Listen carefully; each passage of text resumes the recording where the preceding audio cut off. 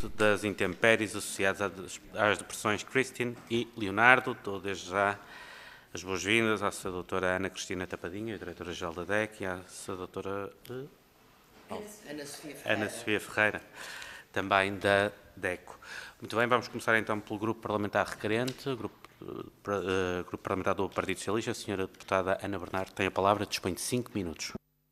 Muito obrigada, Sr. Presidente. Cumprimentá-lo, cumprimentar as senhoras e senhores deputados, mas obviamente cumprimentar muito em especial a Sra. Diretora-Geral da DECO, a Doutora Ana Cristina Tapadinha e a Doutora Ana Sofia Ferreira. Agradecer a vossa presença e os contributos que certamente nos irão trazer hoje num tema tão prioritário como o da proteção das pessoas e entidades afetadas pelas recentes intempéries. De facto, vivemos uma tragédia com impactos profundos no cotidiano das famílias, no cotidiano das instituições, das empresas, naquilo que são os seus rendimentos, o seu conforto, a segurança das suas habitações e as suas atividades.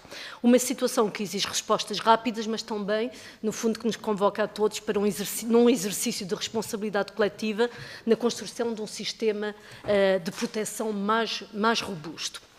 A DEC tem acompanhado esta realidade desde a primeira hora, com uma grande proximidade, quer no apoio direto aos consumidores, quer no acompanhamento das questões, nomeadamente no acompanhamento das questões relacionadas com os seguros, e por isso o Grupo Parlamentar do Partido Socialista considerou que era muito importante poder também ouvi-los nesta comissão. Recordo que já reunimos com alguns agentes, com algumas entidades do setor, a ASF, a APROSE e a APS, a Associação Portuguesa de Seguradoras, no fundo com o objetivo de melhor percebermos o que está a passar no terreno, nomeadamente o andamento dos processos, prazo de resposta, a correspondência ou não entre danos sofridos e a cobertura efetiva dos seguros. Enfim, não são temas novos, mas são temas que nos preocupam enquanto deputados, enquanto um órgão que tem necessidade e tem a competência para avaliar essa intervenção também. Ao mesmo tempo, procuramos identificar falhas, eventuais constrangimentos regulatórios e operacionais que possam ter sido identificados ao longo deste processo e que possam ser corrigidos para o futuro, reforçando a nossa resiliência em momentos futuros. Permitam-me referir 2 ou 3 dados que merecem, do nosso ponto de vista, alguma reflexão. Não são dados novos, alguns trazidos pelas entidades que aqui estiveram, outros pela própria comunicação social. À data da audição destas entidades, existiriam cerca de 115 mil processos em cursos. Embora as peritagens estivessem a decorrer com razoável celeridade, a aprovação e o reembolso têm sido mais demorados, enfim, o que causa constrangimentos e dificuldades às famílias e às empresas. Também um número que é cerca de 49% das habitações não tinham seguro, o que revela aqui uma insuficiente, diríamos, cultura de prevenção e proteção, portanto, de recurso ao seguro. E mesmo entre quem tinha seguro, muitas apólices não incluíam os riscos climáticos e, portanto, seja por desconhecimento, por custos excessivamente elevados ou por ausência deste risco até na oferta de algumas apólices e algumas seguradoras. Estes elementos mostram claramente que precisamos de respostas em 2 dimensões, desde logo aquela imediata resposta mais conjuntural, focada na proteção imediata das famílias e na recuperação de bens, mas depois uma resposta mais estrutural, mais preventiva, que prepara o país para eventos que, infelizmente, tendem a ser cada vez mais frequentes. E assim eu perguntava, que obviamente a informação e a literacia são fundamentais, temos acompanhado os trabalhos da DECO nesta dimensão e saudamos os trabalhos, mas gostaríamos de ouvir a vossa apreciação sobre o tipo de pedidos que têm recebido, se ao contrário da ASF têm registado queixas formais, porque a ASF disse-nos que tem registado sobretudo pedidos de informação, mas saber se do vosso lado há algumas queixas e quais os principais problemas ou situações identificadas nos contactos com os consumidores.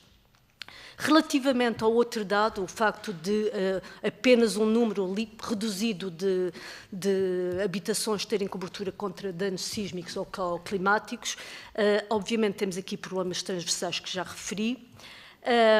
e seria importante também ouvir a vossa opinião sobre a forma como entendem que possa ser comatadas. O Partido Socialista tem defendido há já muito tempo a criação do Fundo de Garantia para Riscos Climáticos e Sísmicos. Em 2023 apresentamos um projeto de resolução propondo um modelo de mutualização capaz de proteger os consumidores e, simultaneamente, garantir algum equilíbrio para as empresas seguradoras. Sabemos que no final de 24 a ASF apresentou ao Governo um relatório com uma proposta concreta deste modelo.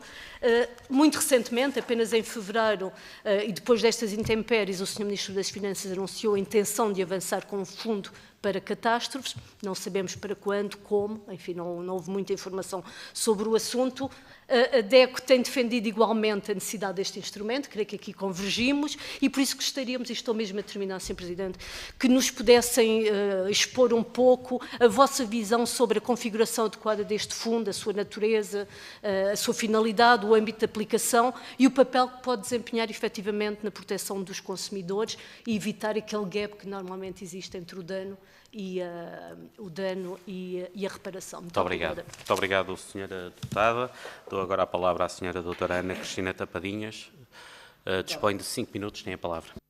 Obrigada. Tentarei responder em 5 minutos às perguntas que me foram colocadas. Naturalmente, começo por cumprimentar as senhoras deputadas e os senhores deputados e agradecer o convite que foi endereçado à DECO sobre um tema tão relevante como este que a DECO tem acompanhado, e indo concretamente àquilo que foi a nossa intervenção justamente no âmbito deste ciclo de tempestades que assolou o nosso país e que deixou muitos consumidores afetados.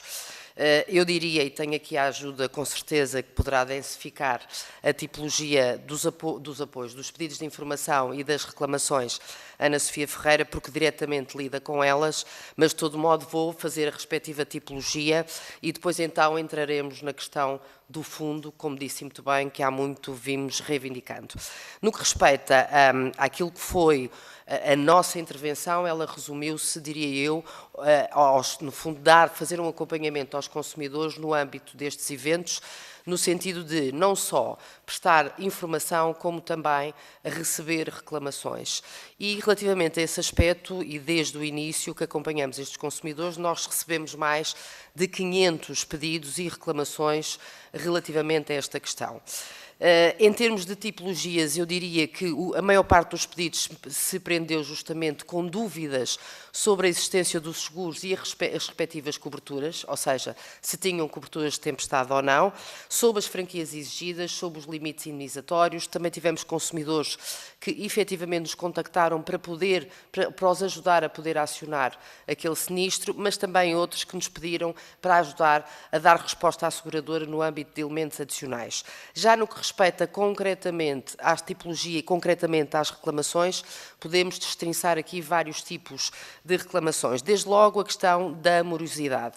E, na realidade, temos reclamações de consumidores que apresentam e que nos comunicam de estar a demorar algum tempo a marcação de peritagem, a entrega de relatórios de peritagem, no cálculo da indenização e também no pagamento, muito embora, eu gostaria de salientar isto, o esforço que foi feito pelas seguradoras, nomeadamente no âmbito da recomendação da ASF, que estabeleceu desde logo há algum tempo atrás, justamente o conjunto de procedimentos. Depois temos outro tipo de situações no que respeita à propriedade horizontal, em que relativamente a danos comuns, que são comuns, passa a redundância, na realidade, por se tratar de um edifício em propriedade horizontal, existem, de facto, temos reclamações em que, existindo várias seguradoras, várias participações, existe discrepância de resposta nas mesmas, e depois temos o famoso caso das exclusões, nomeadamente a título exemplificativo, um abatimento que é excluído porque, na realidade, considera-se que é um assentamento natural do terreno, ou até as respeitantes aos painéis solares e térmicos, que, muito embora os consumidores tenham, no âmbito da contratação e até ainda numa fase pré-contratual, comunicado que queriam ver cobertas esse tipo de situações, na realidade, depois o que aconteceu é que, fruto de um sinistro, constataram que efetivamente não estavam abrangidos e esta cobertura estava excluída. Portanto, eu diria aqui que há tudo isto nos endossa, por um lado, para a questão da necessária promoção da literacia financeira, como a senhora deputada referiu e muito bem, e, por outro lado, também para a necessidade do reforço da informação pré-contratual que é feito pelas seguradoras e pelos próprios mediadores. Em termos de seguro automóvel, a maior parte das reclamações perdem-se, como devem calcular, prendem-se, lá já estou a antecipar, prendem-se com a perda total do veículo em que o consumidor não concorda com o montante que lhe é apresentado e pede a nossa ajuda. E, portanto, em resumo, eu diria que, de facto, em 114, e não obstante o esforço, como disse, e o acompanhamento tem sido feito pela ASF, não obstante o esforço que tem sido feito pelas seguradoras, estamos, como muito bem disse, perante 115 mil sinistros, em que 20 mil estão regularizados já ou estão em fase pré-adiantamento. Portanto, há aqui, e muito embora este seja um sistema complexo, há aqui, de facto, ainda muitos processos a tratar. Levando já para o fundo, sabemos que temos uma característica a nível nacional muitíssimo diferente. Temos, portanto, regra geral, como sabem, o seguro, a cobertura de incêndio está associada naturalmente ao regime da propriedade horizontal. Por outro lado, temos também aquelas situações em que existe um crédito à habitação e, mais uma vez, os bancos exigem que haja um seguro multirriscos, nomeadamente também apenas com cobertura de incêndio. Dito isto, temos uma proteção, e não vou ter tempo para dizer tudo o que quero, temos uma proteção completamente desfragmentada por parte do consumidor. Há uma lacuna, efetivamente, muitíssimo grande, aliás, como é reconhecido não só a nível nacional como europeu. E, portanto, esta lacuna e esta proteção desfragmentada varia em função e está dependente da existência de financiamento, do tipo de propriedade e também da capacidade económica do consumidor. Isto remete-nos para aquilo que nós temos reivindicado, que é o fundo, que julgo que já não terei tempo. Se me permitir, eu continuo. Mas deixarei, então, para uma volta. Muito obrigada. Muito obrigado. Passamos então aos restantes grupos parlamentares. Começamos pelo PSD. Senhora deputada Ana Oliveira, dispõe de 5 minutos. Tem a palavra. Muito obrigada, Sr. Presidente. Começo por cumprimentar as senhoras e os senhores deputados e também saudar a presença da Associação Portuguesa para a Defesa dos Consumidores, nas pessoas da doutora Ana Cristina Tapadinhas e doutora Ana Sofia Ferreira. E também reconhecer o papel que a DECO procurou desempenhar no apoio e esclarecimento aos consumidores na sequência das intempéries que afetaram o nosso país, em particular associadas à depressão Christine, sendo aqui a pior, e a outros fenómenos extremos ocorridos nas últimas semanas, como o caso das cheias. Sabemos que, logo nos primeiros dias após estes primeiros acontecimentos, a DECO divulgou várias informações práticas destinadas aos consumidores, designadamente sobre como as pessoas devem proceder para acionar os seus seguros, informações sobre as peritagens, os direitos perante falhas de serviços essenciais. E também reforçaram nesta intervenção um papel fundamental, ou seja, reforçar também este papel fundamental que tiveram na partilha de informação dos apoios aprovados pelo Governo, nomeadamente subsídios diretos às famílias, apoio à recuperação da habitação própria e permanente, moratórias de crédito, proteção ao emprego e ao rendimento. E também referir que nesta fase inicial teria anunciado e disponibilizado uma linha telefónica de apoio às populações afetadas. Penso que é importante também referir este facto. Já nesse sentido, voltaria aqui à questão não percebi bem de indicar aqui o volume de contactos recebidos e fazer aqui uma comparação entre esta situação específica e uma situação menos gravosa, digamos assim, se tem algum termo de comparação. E também gostaríamos que, perante, foi-nos dito, percebi que o volume foi grande, de contactos, mas se tem percepção sobre até que ponto a informação e os canais de apoio disponibilizados pela Associação chegaram efetivamente às pessoas que deles necessitavam. Uma das preocupações manifestadas também pela DECO, nomeadamente num comunicado feito a 4 de fevereiro, foi a possibilidade de uma parte muito significativa das habitações e dos automóveis não disporem de coberturas de seguro para danos causados por fenómenos desta natureza. Gostaríamos, por isso, de perguntar em que dados ou evidências concretas se baseiam perante esta constatação. resulta sobretudo da experiência com os consumidores que vos contactaram ou de informações mais abrangentes sobre o mercado de seguradores. E nessa vossa avaliação, o problema prende-se principalmente com a ausência de seguros, com coberturas insuficientes ou também com falta de informação dos consumidores sobre o conteúdo efetivo das suas apólices. Outra dimensão relevante diz respeito ao funcionamento do próprio sistema segurador nestas situações. Sabemos que o número de participações de sinistros associadas a estas intempéries foi muito elevado e pergunto, por isso, se a DECO tem identificado dificuldades por parte dos consumidores no acionamento dos seguros, designadamente a nível das peritagens, de interpretação das coberturas ou dos prazos de regularização dos sinistros. Gostaria também de abordar um tema que já foi objeto hoje em debate e tem sido objeto de debate já há vários anos e que volta a estar em cima da mesa, relativamente ao qual a DECO tem apresentado propostas, que é a criação do Fundo de Catástrofes, como aqui já foi falado. Sabemos que a Associação defende um modelo baseado numa lógica de responsabilidade partilhada entre consumidores, seguradoras, fundo financeiro próprio e o Estado. Neste sentido, seria importante perceber, na vossa perspectiva, quais deveriam ser as características essenciais deste sistema, nomeadamente no que respeita à sua forma de financiamento, ao papel das seguradoras e à forma como este mecanismo deveria complementar os seguros existentes, garantindo simultaneamente uma maior proteção dos consumidores. Finalmente, tendo em conta a experiência concreta que tiveram no acompanhamento dos consumidores afetados nestas intempéries e de toda a vossa larga experiência de defesa do consumidor, gostaria de terminar colocando aqui duas perguntas mais abrangentes e que apelam a uma reflexão muito mais aprofundada de todos nós. Quais seriam, na vossa opinião, medidas prioritárias que deveriam ser consideradas pelo legislador e pelas entidades públicas para reforçar a proteção das famílias portuguesas face a fenómenos meteorológicos extremos cuja frequência e intensidade tendem a aumentar? E uma última pergunta, no que toca ao conhecimento das pessoas perante os serviços que têm à sua disposição nestas fases e nestas situações tão específicas.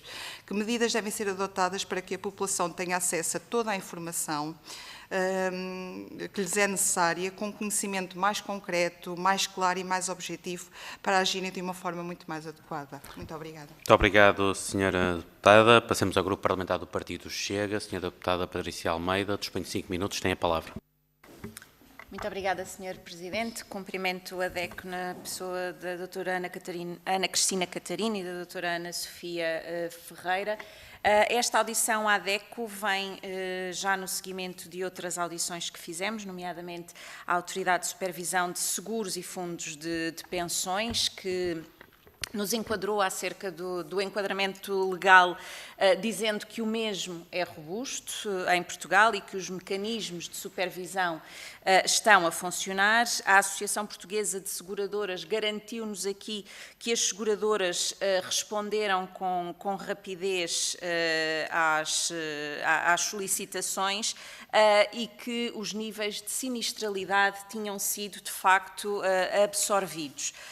Depois, a Associação Portuguesa de Corretores de Seguros veio destacar, obviamente, o papel dos mediadores na proximidade às populações e numa resposta mais imediata, mas deixaram-nos também alguns números alarmantes, nomeadamente que em Portugal cerca de 55% das casas não têm seguros multirriscos, seguro multirrisco, seguro esse que cobre a maior parte destes danos que os consumidores sofreram.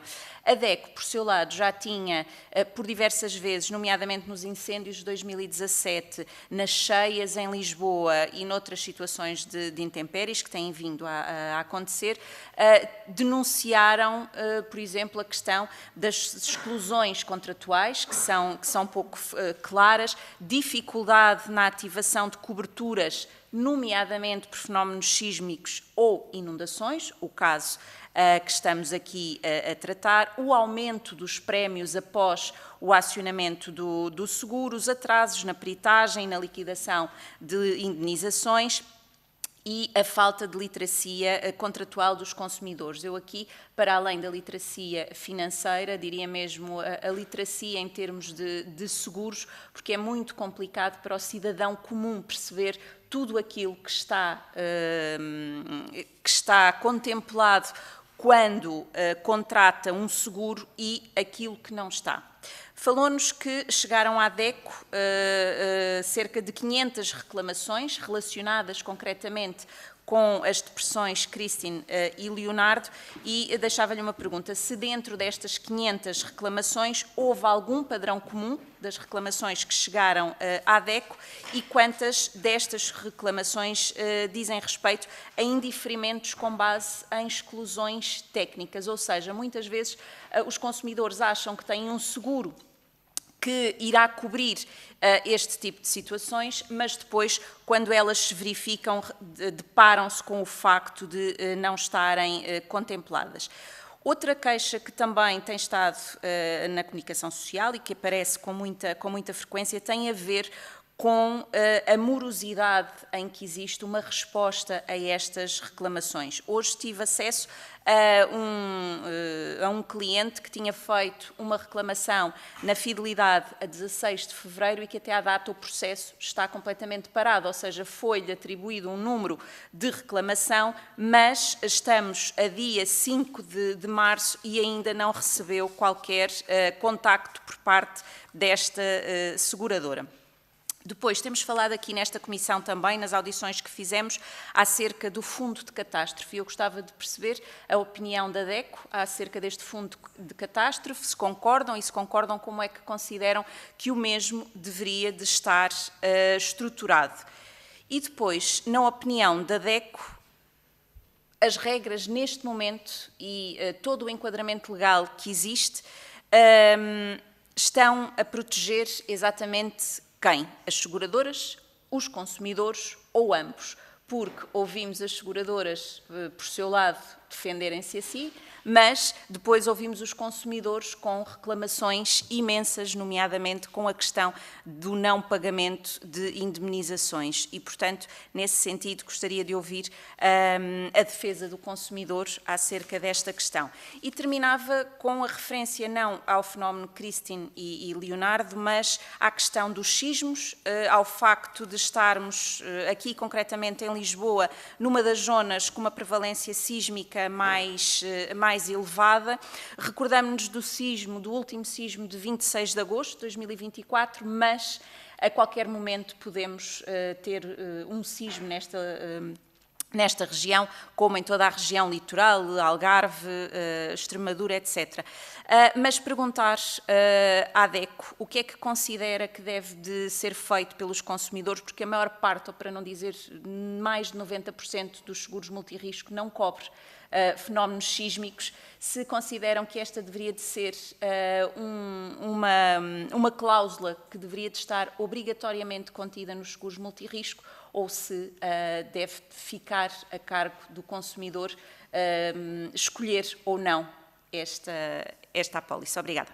Muito obrigado, Sra. Deputada. Dou a palavra à Sra. Deputada do Livro, Sra. Deputada Patrícia Gonçalves. Dispõe de 5 minutos. Tem a palavra. Muito obrigada, Sr. Presidente. Cumprimento a si, às senhoras deputadas e senhores deputados e às representantes da DECO aqui presentes, a quem agradeço a disponibilidade para a audição. Não posso deixar de começar por reconhecer o vosso trabalho que é fundamental. Em momentos de crise, quando o Estado desenha medidas e quando o sistema financeiro as operacionaliza, é muitas vezes a DECO que garante a voz dos consumidores que esta não se perde e, sobretudo, dos mais vulneráveis. Já vimos durante a pandemia medidas apresentadas como instrumentos de alívio, como as moratórias, acabaram por incorporar mecanismos como a capitalização de juros que muitos consumidores não compreenderam plenamente no momento da adesão.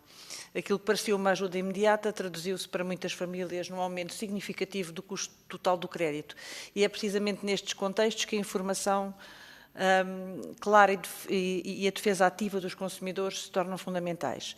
Assim, gostava de falar um pouco da moratória dos 90 dias. A moratória atualmente em vigor para créditos à habitação própria e permanente tem efeitos retroativos a 28 de janeiro e termina a 27 de abril. e não é uma solução gratuita.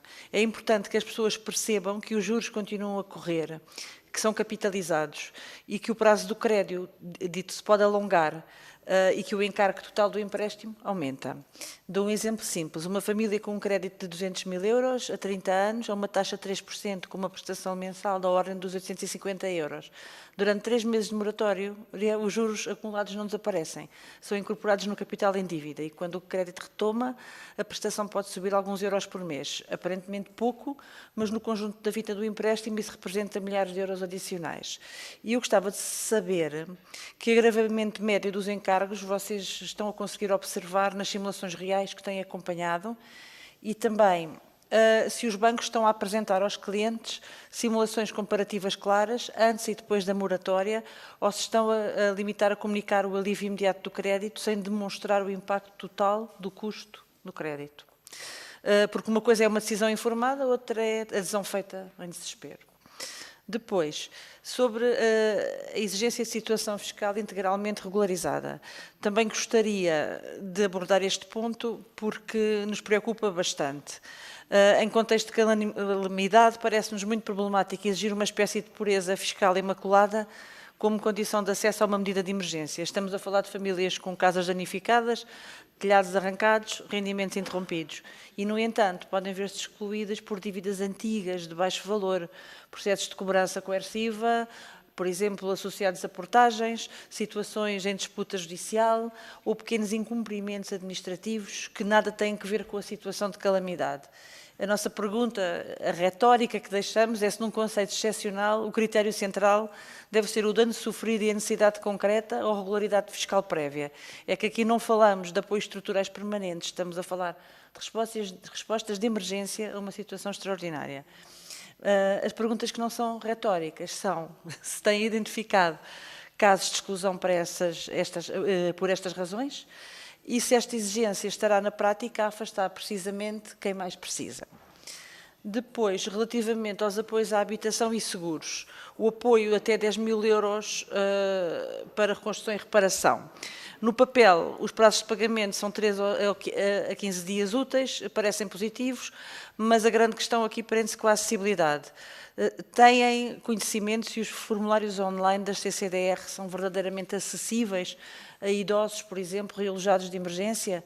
Se têm conhecimento se há alternativas presenciais eficazes e se esta informação chega, e aqui também já foi referido, a quem não tem literacia digital. Depois, para o futuro, a DEC tem defendido e bem a simplicidade e a monitorização contínua. E gostava de saber onde identificam hoje a principal falha de informação, se é no Governo, se é nos bancos, se é nas seguradoras, e também se dispomos de dados públicos sobre o número de adesões à moratória, montantes capitalizados e queixas apresentadas. Muito obrigada. Muito obrigado, Sra. Deputada. Dou a palavra à Sra. Doutora Ana Cristina Tapadinhas. A Sra. Doutora dispõe de 15 minutos. Tem a palavra. Vou dividir então esta minha resposta com a minha colega Ana Ferreira, que densificará as questões colocadas relativamente por todos os senhores deputados e as senhoras deputadas no que respeita às reclamações, bem como a resposta dada relativamente à resposta do Estado no que respeita às moratórias. Centrar-me-ei naquilo que é, como disseram muito bem, aquilo que é uma antiga reivindicação da DEC e se prende justamente com a necessidade de criação, que aliás já o devia ter sido feito há muito tempo, de um fundo de riscos de catástrofes. Eu devo recordar que, na realidade, este fundo, já em 2010, quando da consulta pública sob o anteprojeto do diploma que previa justamente a criação de um fundo sísmico, nós imediatamente emitimos um parecer em que, evidentemente, concordámos com o mesmo, mas apontando desde já duas fragilidades. A primeira, que diz respeito ao facto de este sistema ter previsto uma adesão voluntária por parte das seguradoras, o que levantava naturalmente critérios e valores de discriminação muitíssimo impactantes, e, por outro lado, justamente aquilo que estamos a falar hoje é que este anteprojeto apenas tinha como âmbito fundo um sistema de garantia de riscos sísmicos e não para as restantes catástrofes naturais. Aliás, há pouco tempo também fizemos chegar, e como disseram e bem, uma missiva aos senhores deputados e senhoras deputadas, no sentido da urgência da criação de um fundo com estas características, e entendemos por isso que, e para além disso, a quando da resolução da Assembleia da República de 2023, mais uma vez reiteramos esta posição, justamente e até, aliás, na sequência da estratégia de prevenção, de proteção civil preventiva 2030, em que mais uma vez apontava para a criação deste fundo de riscos catastróficos. Por isso eu diria que a nossa posição tem sido consistente, tem sido coerente e tem sido a mesma. Nós consideramos, e respondendo aqui à senhora deputada do PSD, nós consideramos que de facto este modelo é um modelo absolutamente fundamental, não é uma opção acessória, é uma condição estrutural que vem dar resposta às necessidades de todos e que naturalmente contribuirá para uma menor ou para mitigar a lacuna de proteção que existe. O modelo que preconizamos assenta num modelo de parceria público-privada, assenta numa mutualização alargada do risco e, naturalmente, onde se inclui não só tomadores de seguros, sejam eles consumidores ou empresas, mas também como seguradoras, resseguradores e o Estado. Para nós, devo dizer que, e não conhecendo naturalmente aquilo que é o projeto que vai ser apresentado pela Autoridade de Supervisão de Seguros, eu diria que desde logo para nós, uma das condições, e até porque já chegámos à conclusão, fruto, infelizmente, destas tempestades e daquilo que também sentimos na DECO durante vários anos, é que de facto esta cobertura de tempestades, de riscos catastróficos, não é, na sua grande maioria, como os dados apontam e os senhores deputados também o conhecem, não é, na verdade, contratado. Nós consideramos que, e defendemos aqui, a inclusão de uma cobertura obrigatória no que respeita, nomeadamente, ao seguro de multirriscos de habitação e seguro de incêndio, uma vez que, muito embora tenha apenas aquele percentual de 50%, pelo menos contribuirá para este fundo de uma forma, eu diria, massificada e diversificada, que permitirá alargar a base deste fundo e, com isso, proteger e cumprir o desígnio a que se propõe. Naturalmente que, e por isso vai abranger e vai contribuir para um incremento daqueles que são os consumidores que ficam protegidos por âmbito deste sistema. Contudo, nós defendemos que esta inclusão obrigatória deve ser feita através de uma cláusula, através de uma definição legal de uma cláusula tipo que uniformize exclusões, franquias e coberturas, muito à semelhança daquilo que também já é feito, muito embora em sede de recomendação, para aquilo que são as condições padrão dos seguros de saúde. Isso é fundamental para que não haja práticas diferenciadas por parte dos seguradores e para que todos estejam devidamente protegidos.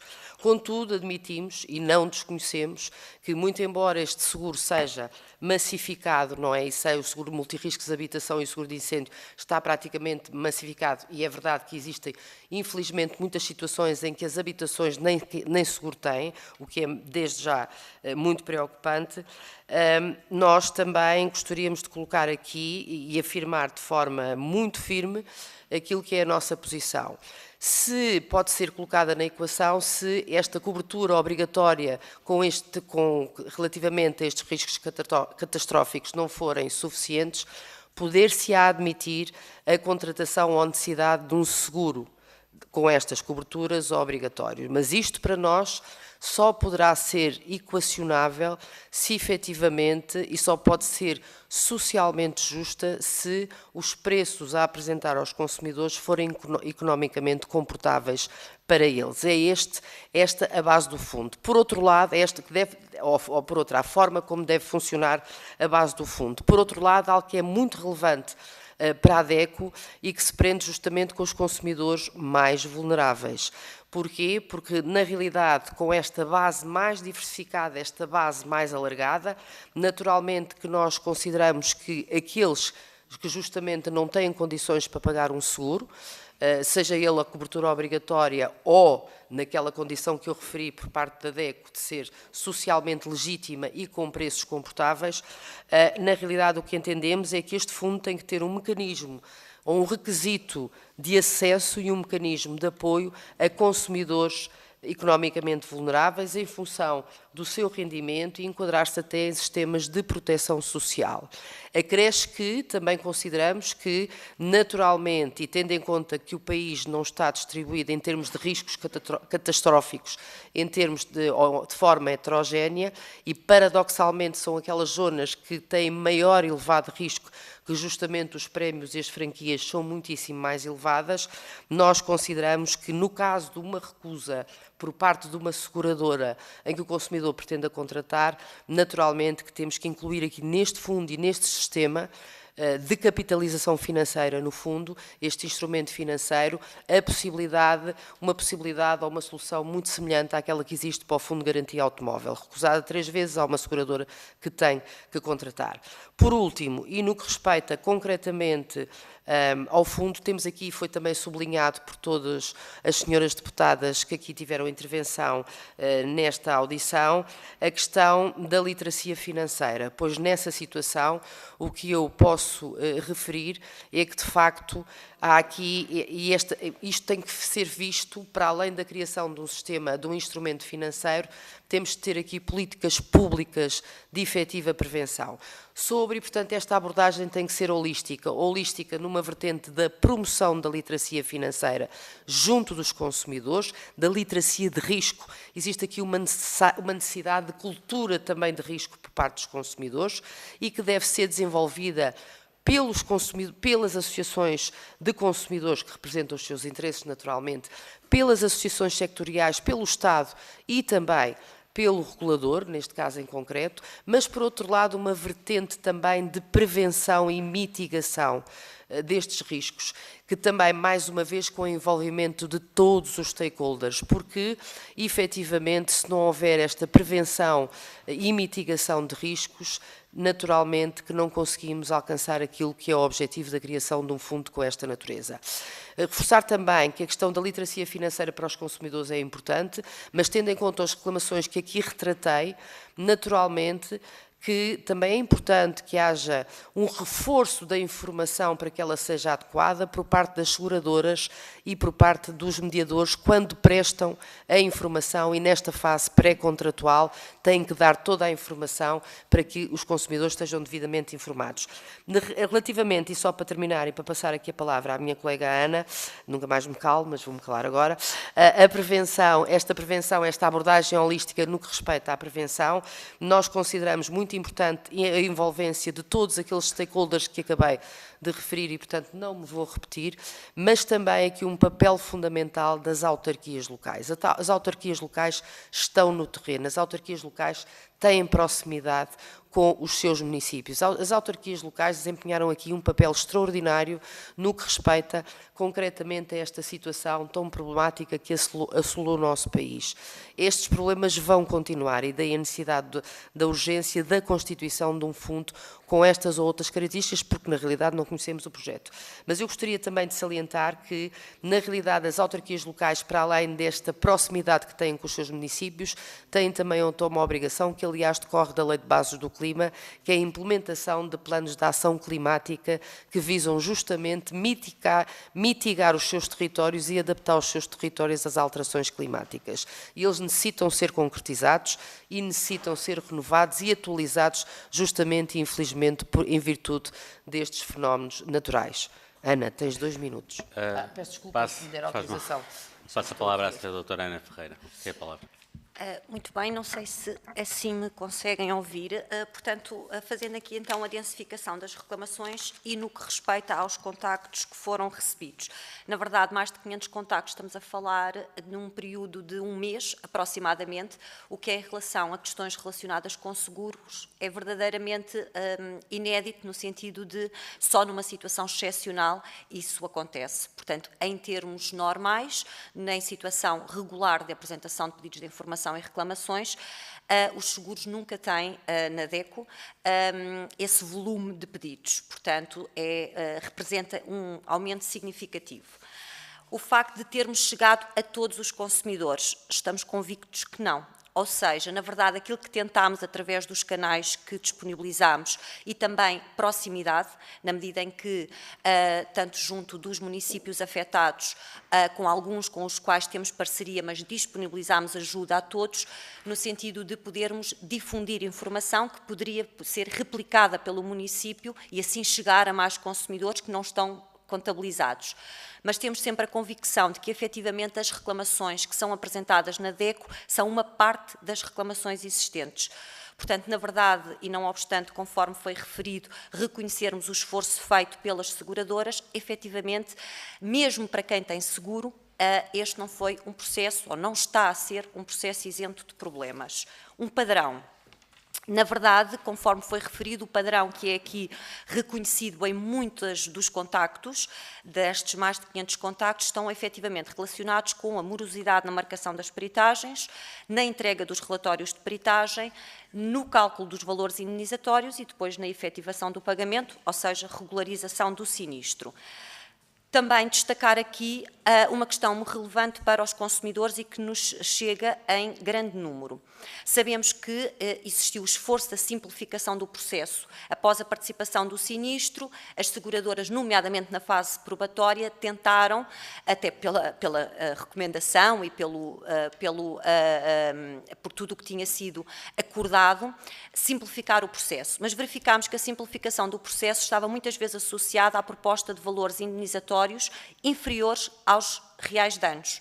E, portanto, aquilo que acontecia era apresentado um determinado valor ao consumidor, se este discordasse desse valor, então teria que entrar numa nova fase procedimental, onde teria que ser marcada uma peritagem, depois aguardar o relatório.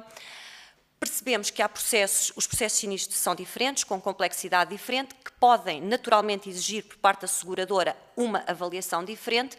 No entanto, parece-nos imprescindível que os critérios de simplificação e celeridade existam para todos.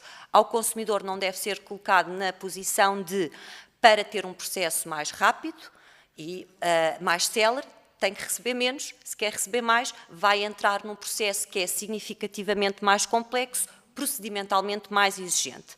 Vamos deixar aqui também, muito rapidamente, a nota de que, para os consumidores, a obtenção de documentação é onerosa. Em qualquer caso, mas em especial numa situação destas, em que os consumidores estão numa situação verdadeiramente complexa.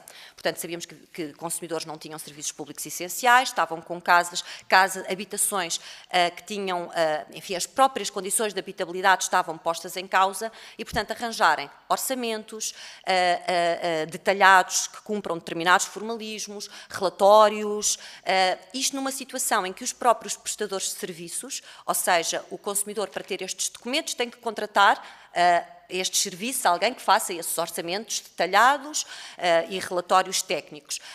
Também estavam com dificuldades, porque estamos bem numa zona, ou seja, não é um sinistro isolado, é uma zona inteira afetada.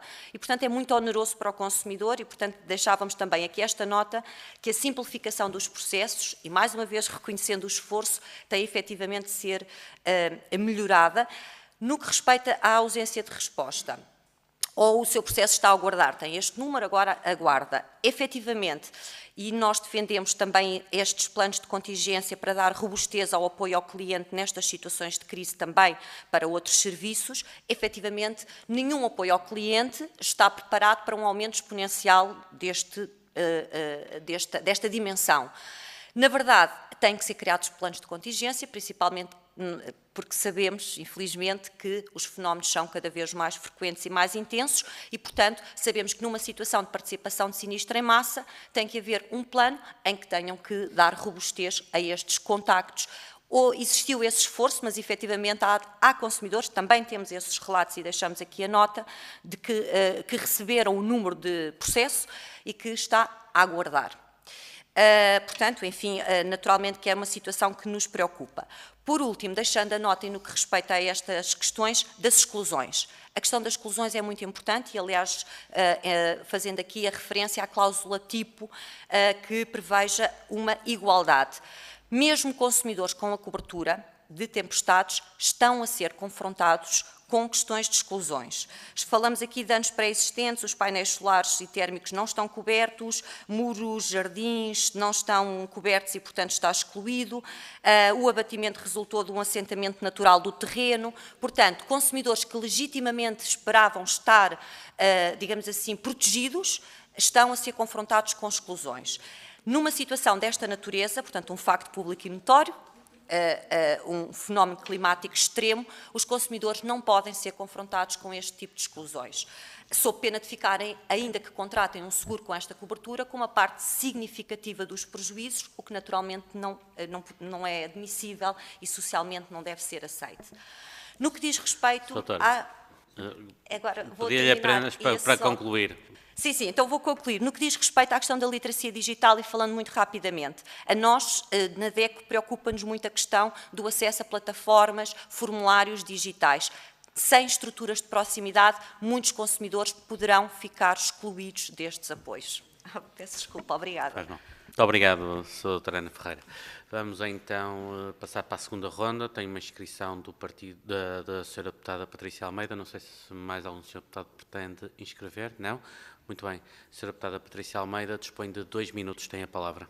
Muito obrigada, Sr. Presidente. E, principalmente, era para pedir que nos enviassem novamente os pareceres que tinham enviado quando o projeto de resolução de 2023. Se não me falha a memória, existe um outro de 2024. Agora estou na dúvida se era o de 2023 ou o 2024. Este de 2024, assinado inclusive por 3 grupos parlamentares, o Chega, o PS e o PSD, que dizia respeito concretamente aos sismos, mas era importante porque, pelo menos, não tive acesso ao relatório da DECO e ter era muito importante. Depois, em relação aqui à questão das exclusões, dar de facto a nota que este também tem sido a principal questão que nos tem chegado enquanto partido político, que é, lá está, eu aqui não diria que é falta de literacia dos consumidores, mas é mesmo uma área cinzenta, onde aquelas letrinhas muito pequeninas nunca estão visíveis e depois sofremos surpresas. Em relação aos municípios, queria só perceber, e era aqui a pergunta principal, concretamente, quando falam na questão dos municípios, estão a falar exatamente do quê? Porque, por exemplo, eu também sou autarca e em Loures foi acionado um plano de emergência no valor de 5 milhões de euros, divididos em várias áreas. Felizmente não tivemos muitos desalojados e o que houve foi por causa de taludes em AIRUs, ou seja, áreas que não são passíveis de reconversão, mas este fundo serviu para outras situações, mas nem todos os municípios a nível nacional têm esta disponibilidade para de imediato criar um fundo que possa acudir às populações e, portanto, a minha pergunta era exatamente aí, quando falam em autarquias locais, concretamente, onde é que elas podem atuar do vosso ponto de vista? Muito obrigada. Muito obrigado, Sr. Deputado. Afinal, tinha aqui mais uma inscrição. Desculpa, não tinha reparado. Sra. Deputada Ana Oliveira, tem 2 minutos. Tem a palavra. Muito obrigada, Sr. Presidente. Eu serei rápida. Se calhar vou-me aqui um bocadinho desviar ao objeto do que foi falado até então, mas queria saber um pouco da vossa informação sobre questões ligadas às empresas de telecomunicações.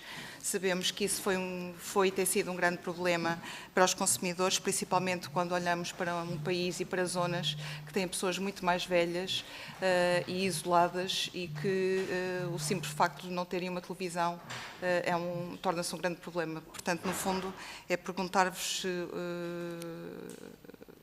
os dados que têm acerca dessas reclamações e que procedimentos orientaram para colmatar alguma destas situações. Muito obrigada, Sr. Presidente. Muito obrigada, Sra. Deputada. Passo a palavra então à doutora Ana Cristina Tapadinhas. A doutora dispõe de 4 minutos. Tem a palavra. Desta vez vou tentar cumprir. Bom, Sra. Deputada, muito obrigada pela sua questão.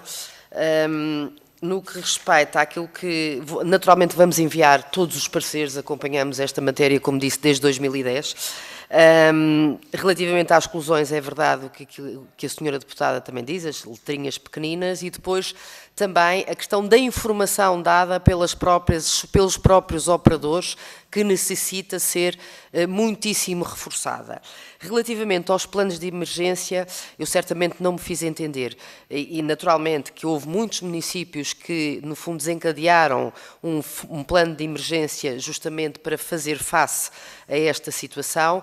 O que eu me queria referir no âmbito daquela abordagem holística de prevenção, de cultura de prevenção e de mitigação de riscos, foi relembrar aos senhores deputados, que certamente sabem, de que existe uma lei de bases do clima, que no âmbito dessa lei as autarquias locais têm uma obrigação de ter planos de ação climática com determinado tipo de medidas para o território que visem justamente, no fundo, combater, mitigar, reduzir aquilo que são as consequências dos riscos climáticos, e por isso nós entendemos que estes instrumentos, aliás, devo dizer que a DECO contribuiu para muito deles, ou seja, fomos nós que solicitámos às câmaras municipais saber se já tinham estes planos de ação climática, e quando os tínhamos, nós naturalmente comentávamos e dávamos contributo, quando os não tinham, nós enviámos uma proposta de plano de ação climática, é justamente para isso, para além da proximidade, do apoio direto no âmbito de planos de emergência,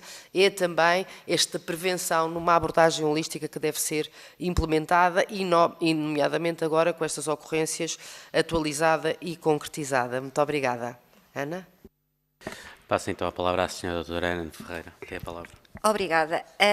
Eu fazia então aqui a referência à questão das telecomunicações. Efetivamente, a questão dos serviços públicos essenciais tem sido uma questão muito preocupante, na qual se inclui as comunicações eletrónicas. Na verdade, preocupante pela ausência de serviços e a grande morosidade na reposição dos mesmos. E estamos a falar de consumidores que já estão numa situação de, às vezes, isolada e, portanto, sem comunicações, é obviamente muito preocupante. E como referiu, mesmo a questão de televisão ou qualquer companhia faz diferença. Efetivamente, na verdade, a maioria dos contactos que recebemos, e estamos a falar de contactos de consumidores que estavam sem serviço de comunicações eletrónica, foram no início.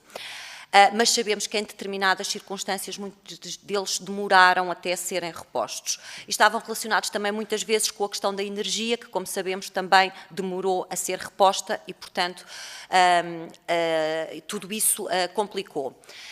No que diz respeito aos consumidores, é essencial também perceber aqui depois as compensações que os consumidores terão. Portanto, para além, obviamente, da necessidade de uma maior resiliência das redes, e, mais uma vez, planos de contingência, nomeadamente equipas técnicas para irem ao local nestas situações, e uma reposição mais célere de serviços públicos essenciais. Aquilo que também é essencial, no caso da energia, foi, efetivamente, por parte da entidade reguladora, criado uma série de medidas para mitigar esta situação. No caso das operadoras de telecomunicações, não. Portanto, aquilo que esperamos, no mínimo, e é essa a informação que temos das operadoras e assim esperemos que seja, durante o período de tempo em que os consumidores estiveram privados dos serviços, não pagarão esses serviços. Pode parecer que é básico, mas efetivamente nem sempre assim foi. Já tivemos situações de gravidade em que os consumidores ficaram sem serviço, durante um período significativo de tempo e em que se colocava a questão se era ou não devido o serviço. Portanto, estamos também a fazer esse acompanhamento a esse nível. Muito obrigada. Muito obrigado, Sra. doutora Ana Ferreira. Resta-me agradecer à Sra. doutora Ana Cristina Tapadinhas e à Sra. doutora Ana Ferreira os esclarecimentos prestados no âmbito desta audição. Senhoras e senhores deputados, dou por encerrada esta audição. Muito obrigado.